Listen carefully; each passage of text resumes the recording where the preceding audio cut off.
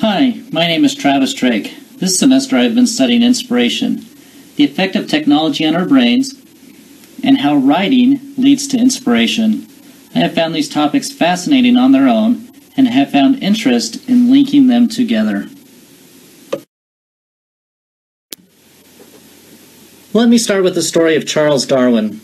Charles Darwin is credited with one of the most influential scientific discoveries of the last few centuries. Natural selection has influenced almost every academic field of thought: sociology, industry, commerce, psychology, economics, and medicine. We know Darwin came up with this theory, but what is interesting is to look at the process of how he discovered his life's work. The setting, as described by Darwin himself, occurred as he read Malthus' Population in October 1838. Suddenly, he said, "It at once struck me that under these circumstances favorable variation in genes would tend to be preserved and unfavorable ones to be destroyed. Here then, I had at last got my theory by which to work." He basically attributes Malthus' principles as a trigger for his theory. Darwin received an inspired trigger which gave him clarity, direction, and motivation. Inspired learning is often the starting point or springboard, as it was for Darwin, to create deep learning. On its own, this is an intriguing story, but there's more. Darwin kept a meticulous journal. He wrote volumes of thoughts and notes. Having only the benefit of looking back through his writings, you will find that all of the principles and observations contained in his famous theories were recorded in his journals months or even years before he had his inspired experience.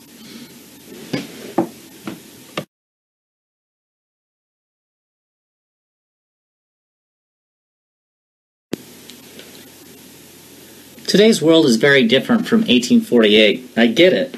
We have this thing called the internet, computers and smartphones, right? So let's talk about that. I'm the first to admit that I need these computers and smartphones and internet to function in today's society. I mean, none of us want to be a caveman scratching on the wall with a stick.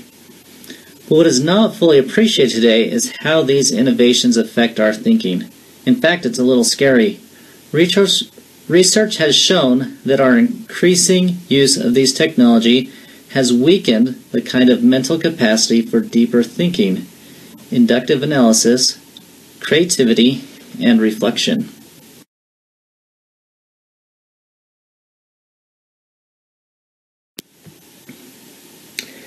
Has the internet given you more time to spend with your kids? Are you reading more books, like Darwin? Do you have a better understanding of your purpose at work or with your family? Scientists call this the productivity paradox, meaning that technologies created to increase productivity often fail because they introduce complexity and facilitate far more information than we can effectively process. I'd be willing to bet that a few of you are trying to look at other websites, emails, or projects during this presentation. You think you are multitasking or getting stuff done, but in reality, you are incurring what scientists call switching costs. Did you know it takes 10 to 15 minutes for you to get back to your mental focus when you switch to read an email? This means our minds have become increasingly unable to go deeper. We are not accessing our best thinking. Instead, we live in a state of quick thinking where we merely react to the deluge of data and information around us. They call it the data smog. We cannot escape the use of today's technology, nor am I suggesting that we try. We have access to more information today than we have ever had. Access to this information has tremendous benefit.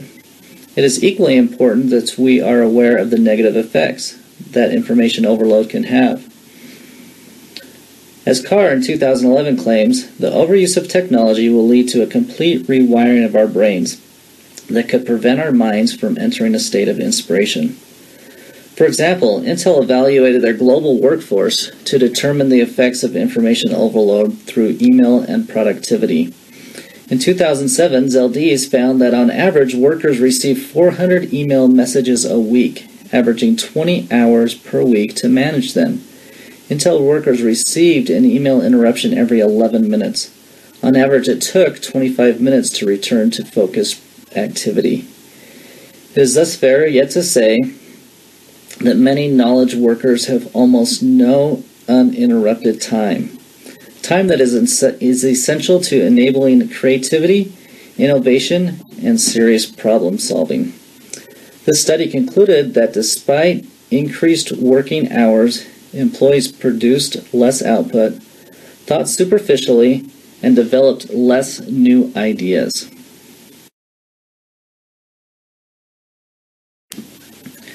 So what is it that we are after? What is inspiration? Todd Thrash, a pioneer in the study of inspiration and learning, defined inspiration as both a state of mind and a trait which can be influenced by action, developed, and taught. Thrash also found that inspiration comes from within and the environment. In other words, we are both inspired by certain elements in our lives and inspired to act according to this new knowledge. Inspiration is often used to describe feelings and impressions that come from outside of someone's natural state, whether from a natural, conscious, unconscious, or environmental source. Inspiration teaches and moves us to action. For the purpose of this study, I will define inspiration as the highest source of learning. This learning incorporates far more than intellectual understanding, but purpose-filled directives, emotional clarity, and growth-oriented paradigms. With the use of magnetic resonance imaging, or an MRI, scientists have incredible access to our brains. They can study how different activities affect both short and long-term neurological changes. To achieve deep, inspired learning requires deep, reflective activities.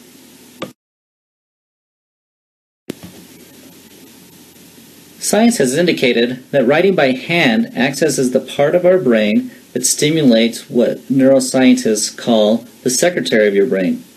It's called the reticular activating system, and its job is to shout at you, "Wake up, pay attention, this is important." The act of putting pen to paper is when that happens. Often we are asked, "But why can't I type my thoughts? It's much faster, and I get more words down." That is absolutely true. You can. However, it is important to remember that capturing your thoughts on a computer may get you more words, but it does not get you more of what you need. Writing by hand forces you to slow down in a world that is continually asking your mind to speed up.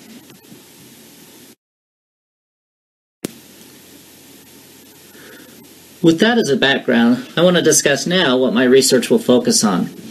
The questions that I have are, do people recognize and feel a need for inspiration? Are people performing activities conducive to inspiration? Will small amounts of reflective writing lead to inspiration? And lastly, is reflective writing intuitive?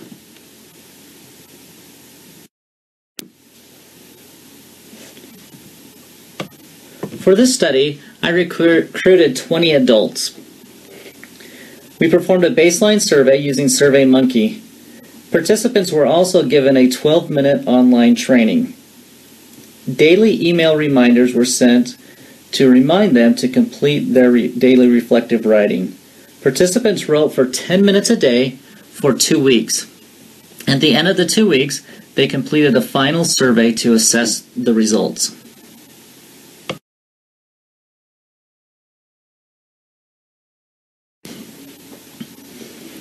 In the baseline survey, participants were asked if their daily responsibilities required problem solving and the creation of new ideas.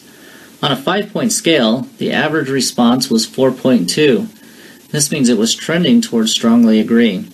100% of participants acknowledged that they either agree or strongly agree that inspiration will help them in their daily lives. All of these participants feel like they need inspiration and that their lives would benefit from it. So we asked participants to describe when and or how they felt inspired. The following are 7 different quotes from some of their responses. The first one says, in quiet mornings. Next, in nature. The next response says, I often feel inspired when confronted with a new challenge. When I have a challenge, I like to think about it and then take a step back and see how different solutions will affect different people. The next one, while I have been thinking or reflecting on an issue or problem. Next, when I am focusing on finding solutions for difficult problems. The next response, while I have some quiet time to sit and ponder on things. And finally, during prayer and in morning exercise. So some of the trend words that we picked out from these responses are words like quiet, reflect, prayer, ponder, and thinking. It's interesting to note that in this survey, 15 out of the 20 participants stated that they actively seek inspiration. So looking at these findings, although respondents recognize the need and benefit of inspiration in their lives and have even experienced this deep learning and even feel that they actively seek it, the participant group averaged 5 out of 10 score on the question, do I regularly feel like I receive inspiration?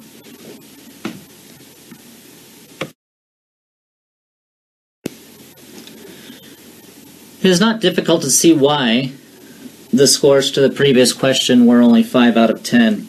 As we discussed information smog and the fast-paced technology-driven society we are in, these statistics won't surprise you. 50% of responders spent greater than 5 hours a day in front of a monitor, meaning a computer screen, a television, a tablet, or even a telephone.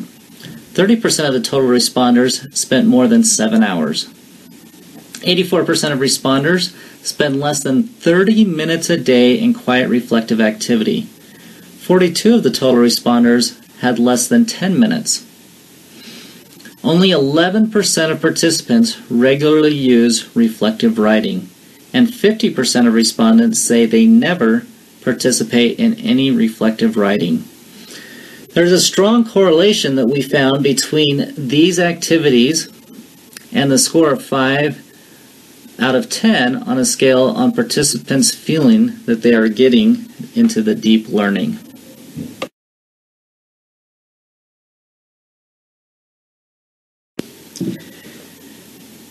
As we discussed earlier, research shows that writing hyperstimulates the reticular activating system, leading to a deep synaptic activity that has been tied to learning. The question is, with the fast-paced world that we live in, will small amounts of reflective writing bring us back into a state of inspiration? As we concluded the study, the final survey revealed the following results. 100% of participants agreed they recognized triggers throughout the day relating to the topic they were writing about.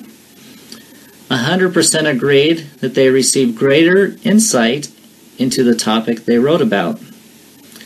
Respondents scored on a 10-point scale increased from an average of 5 to 8 on the question, do you regularly feel inspired? 67% of participants stated that writing helped them receive inspiration to benefit their professional and personal life. And 60% of responders said they would likely continue to write.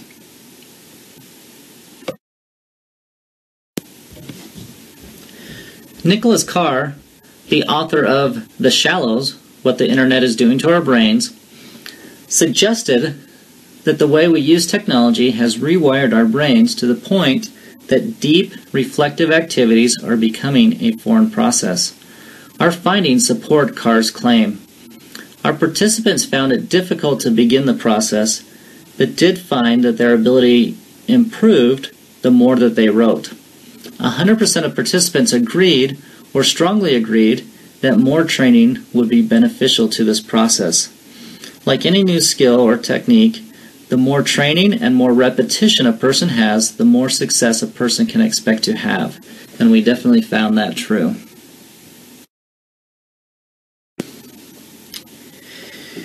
In conclusion, we found from our participants that Americans definitely suffer from information overload, that people rarely participate in activities that lead to inspiration. Reflective writing indeed leads to inspiration. Participants found reflective writing difficult and not intuitive.